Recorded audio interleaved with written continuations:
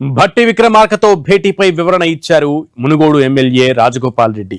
నియోజకవర్గ అభివృద్ధి కోసమే భట్టి విక్రమార్కను కలిశామన్నారు. అభివృద్ధి కోసం నిధులు ఇవ్వమని కోరినట్లు చెప్పారు.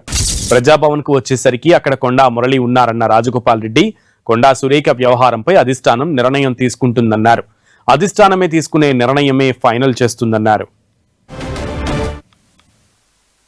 నేను డిప్యూటీ సీఎం భట్టి గారింటికి వచ్చింది మా నియోజకవర్గ అభివృద్ధి పనులకు సంబంధించి పెండింగ్ బిల్స్ రిలీజ్ చేసేందుకు భట్టి గారింటికి రావడం జరిగింది. నేను ఆ హాల్లోకి ఎంటర్ అయ్యి లోపలికి పోతుంటే అక్కడ కొండ మురళి గారు అక్కడ కూర్చొని ఉన్నారు. బాగున్నారా అన్న అని పలకరించి నేను లోపలికి వెళ్ళిపోయినా. ఆ తర్వాత నా కొండ మురళి పలకరించి పోయిన తర్వాత నేను భట్టి గారితో మాట్లాడినా. ఆ తర్వాత కొండమురళి గారు ఆయన కలిసి వెళ్ళిపోయారు అనుకుంటా. నేను వచ్చిన పని రాజకీయాలకు సంబంధం లేదు. ఈరోజు కొండమురళికి సంబంధం లేదు. మా మునుగోడు నియోజకవర్గానికి సంబంధించిన అభివృద్ధికి సంబంధించిన ఆన్గోయింగ్ వర్క్ సంబంధించిన పెండింగ్ బిల్స్ గతంలో మీ అందరూ తెలుసు, అసెంబ్లీలో కూడా మాట్లాడినాం.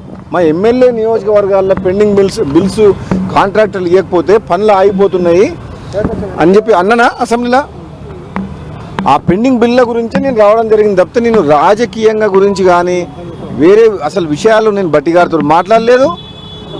నాకు ఆ పని మీద రాలేదు. అసలు పార్టీ క్రమశిక్షణ కమిటీ ఉంది. వాళ్ళు చేసిన వ్యాఖ్యల్ని వాళ్ళు చాలా లోతుగా చర్చించి పిసిసి ప్రెసిడెంట్కి రిపోర్ట్ ఇచ్చారు. పిసిసి ప్రెసిడెంట్ అధిష్టానానికి రిపోర్ట్ పంపిస్తారు, వాళ్ళు సీనియర్ లీడర్లు కాబట్టి. అధిష్టానం నిర్ణయమే ఫైనల్ అని చెప్పి ముఖ్యమంత్రి రేవంత్ రెడ్డి గారు చెప్పిండ్రు. ఆయన మాటే నా మాట. ఇది ఎవరు మేము మాట్లాడేది కాదు, మేము కామెంట్ చేయకూడదు.